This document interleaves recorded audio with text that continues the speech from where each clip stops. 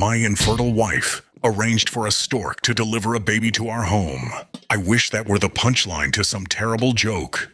But if you'd lived in our house for the past 18 months, you'd know better than to question Ella's sincerity. Nothing is funny to her anymore. My wife used to be a joker. That was before we spent a year and a half unsuccessfully trying to conceive a child.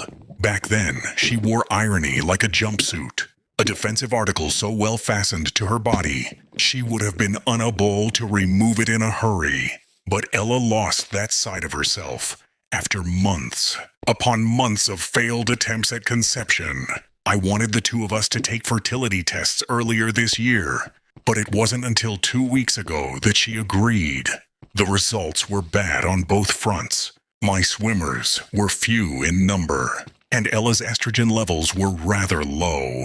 Treatment was mentioned, but my wife was too distraught to discuss that. So the doctor simply suggested we keep trying. Ella had already been far from her chirpy self for months, but she became twice as reserved over the following fortnight. Her spell was only broken on Saturday morning, around 3 o'clock, when the two of us were stirred from our sleep by a rapping on the bedroom window. Or maybe I was stirred by the ecstatic gasp Ella let out. "What's that noise?" I asked as the knocking persisted. I rubbed my eyes as my wife eagerly bounded out of bed and rushed towards the window. She tore open the drapes and invited streetlight into the room. "It's here," she whispered. Half awake, with my eyesight and brain both woolly, I saw something absurd perching on that wooden ledge. Two things, I should say. A baby swaddled in pristine white fabric, and whiter still, a stork. The bird sat with its blood-red legs tucked under its large white feathers, watching with black eyes of unnerving intellect.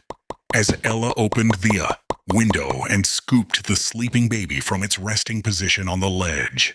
"Thank you," my wife said to the animal. Meanwhile, I hadn't managed to say a thing. I was dumbfounded into silence, I suppose, because there was a fucking stork on our windowsill. A fucking stork that had, more nonsensically still, brought us a newborn babe in a cotton burrito wrap to our suburban home at 3:17 a.m. And as the bird brandished its impressive wingspan, elongating its slender legs as it did, my jaw dropped, perhaps in preparation for me to finally utter something to my wife. Ella shut the window and cradled the mystery child as its mystery delivery bird took flight, slipping into the dark. "What the hell is happening, Ella?" seemed as appropriate a starting question as any. She replied, without taking her eyes off the child in her arms. "I did something, Philip." I didn't like that response. "What did you do? Whose child is that?" "Ours,"